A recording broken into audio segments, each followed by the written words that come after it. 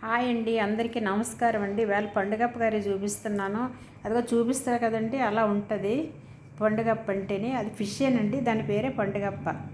మన ముందుగా ఒక రోల్ తీసుకునండి, దాంట్లో కొద్దిగా అల్లం, వెల్లుల్లి, ఉల్లిపాయలు ఇవన్నీ వేసుకునండి కచ్చాబచ్చా దంచుకోవాలన్నమాట. మరీ మెత్తగా చేయకూడదు, ఇది కచ్చాబచ్చా ఉండాలి. తర్వాత ఒక పెనం పెట్టుకోవాలండి. పెనం పెట్టుకుని దాంట్లో ఒక 3 స్పూన్లు ఆయిల్ వేసుకోవాలి. కొద్ది ఆయిల్ ఎక్కువే పడుతుందండి ఇది. తర్వాత ఈ నూరిన ముద్ద దాంట్లో వేసి బాగా పచ్చివాసన పోయేంత వరకు వేయించాలి. తర్వాత కొద్దిగా కరివేపాకు, పసుపు, పచ్చిమిర్చి చీలికలు వేసి వేయించాలండి. వేయించాక దాంట్లో కొద్దిగా కారం, సాల్టు, మళ్ళీ ఫిష్ మసాలా ఉంటుంది, ఆ ఫిష్ మసాలా వేసి బాగా వేయించి ఈ ముక్కలు దాంట్లో పరవాలన్నమాట. తర్వాత మూత పెట్టండి.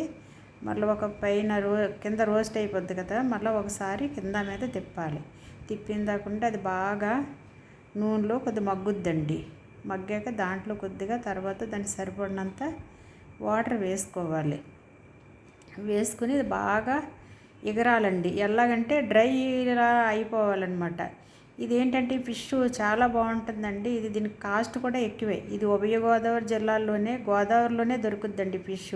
ఇంకెక్కడా ఉండదు ఇది. చెరువుల్లో కానీ సముద్రంలో కానీ ఏం ఉండదండి. ఇది గోదావరిలోనే ఉంటుంది. అదిగోనండి నేను చూపిస్తున్నాను కదా, అలాగా అంత డ్రైగా అయిపోవాలన్నమాట. ఇదేంటంటే చారు, పప్పుచారు ఇటువంటి దాంట్లో వేసుకుని తింటే చాలా బాగుంటుందండి. ఇదేంటంటే పండుగప్ప కర్రీ. ఆ ఫిష్ పేరే పండుగప్ప అంటారనమాట. మీరు కూడా ఒకసారి ట్రై చేయండి.